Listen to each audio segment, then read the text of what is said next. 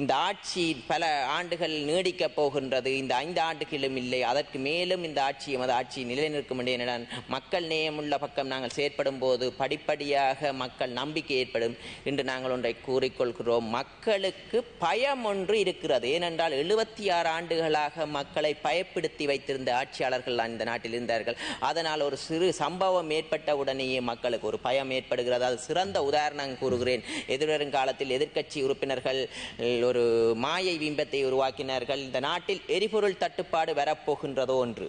அந்த தட்டுப்பாடு கூறியவுடனேயே மக்கள் பயத்தின் காரணமாக அதில் இனவாதம் இல்லாமல் தமிழ் மக்களும் வரிசை யுகத்தை உடனடியாக நாடினார்கள், சிங்கள மக்களும் வரிசை யுகத்தை உடனடியாக நாடினார்கள், முஸ்லிம் மக்களும் நாடினார்கள். ஏனென்றால் நாட்டு மக்களுக்கு 76 ஆண்டுகளாக பயத்தை ஊட்டித்தான் அரசியல் செய்தார்கள்.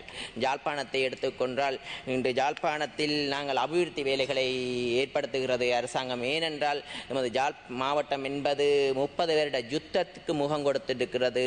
தென்பகுதியை விட 30 வருஷம் நாங்கள் பின்னோக்கி நிற்கின்றோம். அதனால் இந்த எமது தேசிய மக்கள் சக்தி அரசாங்கம் வடமாகாணத்துக்கு அதிகளவான நிதிகளை விடுவித்து அதே நேரம் சர்வதேச விளையாட்டு மைதானங்களையும் உருவாக்க வேண்டும் என்ற நிலைப்பாடு இருக்கிறது. இந்த 16 ஆண்டுகளாக இந்த எதிர்க்கட்சி உறுப்பினர்கள், எதிர்க்கட்சியில் இருப்பவர்கள், ஆண்டவர்கள், இந்த நாட்டை ஆண்டவர்கள் எதையும் செய்யவில்லை இந்த நாட்டின் வடமாகாணத்திற்கு. ஏனென்றால் வடமாகாணத்தை அபிவிருத்தி செய்யும் இலக்குடன் அவர்கள் செயற்படவில்லை. இனவாத ரீதியில் திரும்பவும் இனவாதம் கதைத்தே ஆட்சியை கொண்டு சென்றார்கள்.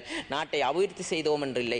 இன்று எமது அரசாங்கமானது சிறந்த முறையில் பக்கச்சார்பில்லாமல் தமிழ், சிங்கள, முஸ்லிம் மக்கள் அனைத்து மக்களின் அபிவிருத்தியை இலக்காக கொண்டு, நாட்டின் அபிவிருத்தி இலக்காக கொண்டு செல்ல வேண்டும். ஏனென்றால் இந்த நாட்டில் இன நல்லிணக்கம் ஒன்று ஏற்படும் பட்சத்தில் தான் இலங்கை முன்னேற்ற பாதையை இட்டுச் செல்லும் என்பது திடமான நம்பிக்கை இருக்கிறது எமது அரசாங்கத்துக்கு.